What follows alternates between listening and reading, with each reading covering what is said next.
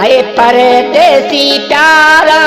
किथे तो गुजारी, परदेसी राणा किथे तो गुजारी, अचे तो के कच्छ भुज शहर घुमाया, अचे तो के सेख पीर इंडिया जानी घुमाया। परदेसी प्यारा किथे तो गुजारी, परदेसी राणा किथे तो गुजारी, अचे तो के शहर कच्छ भुज जानी घुमाया, अचे तो के सेख पीर इंडिया जानी घुमाया। इंडिया गोठ खां फरमाशा पुरासर खां शबीर समा वाहिद समा ऐं इंडिया गोठ शेख पीर खां एबी समो एबी आलम समो। ओ असी प्यारा मानू मोहब्बती आयूं, असी प्यारा मानू मोहब्बती आयूं, अचे तो के सेख पीर इंडिया जानी घुमाया, अचे तो के कच्छ भुज इंडिया जानी घुमाया। परदेसी प्यारा किथे तो गुजारी, अचे तो के कच्छ भुज शहर घुमाया, अचे तो के सेख पीर इंडिया जानी घुमाया।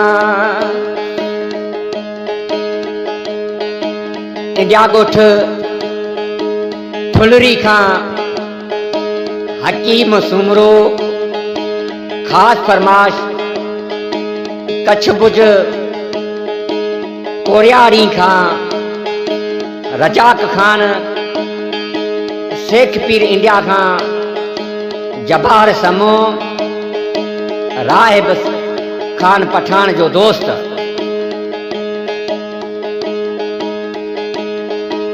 दिल सां तो के मां घुराया तो सोना, दिल सां तो के ओ दिल सां तो के घुराया तो सोना, अचे तो के कच्छ भुज शहर घुमाया, अचे तो के सेख पीर इंडिया जानी घुमाया। परदेसी प्यारा किथे तो गुजारी, अचे तो के कच्छ भुज शहर घुमाया, अचे तो के सेख पीर इंडिया जानी घुमाया।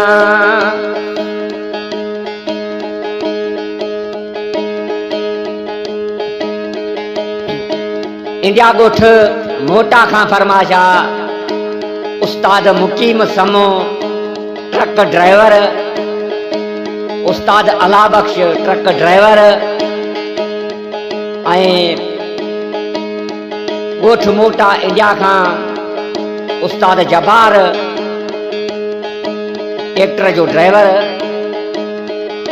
उस्ताद मुकीम जो पुत्र महबूब समो साहिब जी फरमाशा ऐं मलूक समो शेख पीर चौकड़ी इंडिया खां ऐं रमज़ान समो शेख पीर इंडिया खां रमज़ान समो। फनकार सनावला थरियो शहर अंजार इंडिया खां अकबर समो जूना गोठ ॾेढी खां कलाम जो शायर हुसैन समो प्यारो साथी चरियो आशिक हुसैन समो।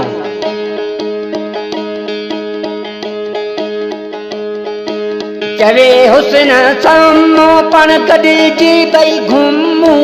चवे हुसैन समो हाय चवे हुसैन समो पण कॾहिं भई घुमूं, चवे हुसैन समो पण कॾहिं भई घुमूं, अचे तो के सेख पीर इंडिया यार घुमाया अच तोखे कच्छ भुज इंडिया जानी घुमाया करे देसी तार किथे तो गुज़ारी अच तोखे कच्छ भुज शहर घुमाया अच तोखे सिख पीर इंडिया जानी घुमाया